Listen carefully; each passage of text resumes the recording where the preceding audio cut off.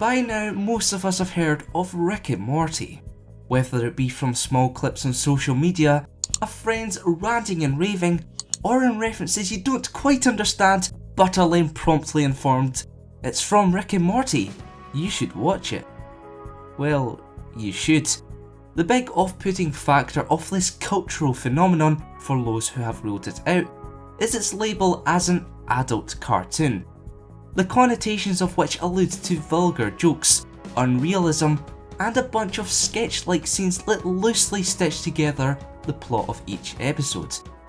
However, substance is not something Rick and Morty lacks, meaning you'll find yourself laughing more often than not at even the most random of scenes as you think, damn, this isn't bad at all. The trick of it lies within the intelligent humour. No, really. Rick and Morty may in fact be most of those stereotypes, but it has pushed onward with an unforgettable and soon to be iconic comedy duo, both of whom are voiced by Justin Roiland, who remarkably ad-libs much of the script. The relationship between the title characters is undeniably unique and unlike anything you have seen before, although they are fascinating enough to warrant further discovery. Rick, dubbed the smartest man in the universe, is an extraordinary scientist with a love for alcohol and nihilistic behaviour. On the contrary, his grandson Morty is a cowardly and socially anxious child. Both characters have incredible depth, but that's not even the tip of the iceberg of what drives this series. For lack of a better term, actually this is the perfect term, Rick and Morty is sci-fi as f***. It'll have you contemplating ridiculous theories and accepting the diversity of what science fiction and the universe can provide us with as a template idea to an ingenious cartoon comedy.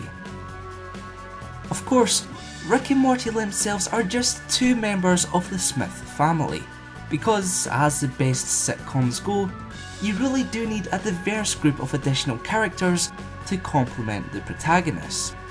As such, Morty has an older sister Summer and a mother named Beth, who are voiced by Spencer Grammer and Sarah Chalk respectively, the latter of which you will probably know as everyone's favourite Scrubs misfit, Elliot. But lest we forget about arguably the most underrated and certainly most foolishly flustered Smith, Jerry. Chris Parnell's character is surrounded by a family of geniuses, leaving him, well, let's just say, trying to keep up. With intelligent comedy and a diverse group of characters now checked, there's only one thing left to really talk about: the emotional sequences. At the end of the day, the Smiths are a family who deeply love one another.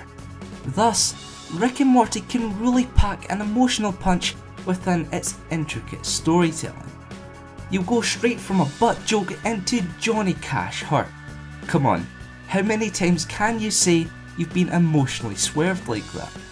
This show can be crude, of course not every single joke will land, and one of the main characters is outwardly insensitive to say the least. But none of that takes away from the amusement Rick and Morty ensures.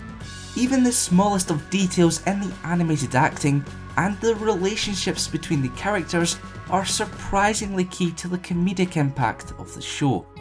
So for those who have watched this series and quickly deemed it not for them, all we can say is give Rick and Morty another chance.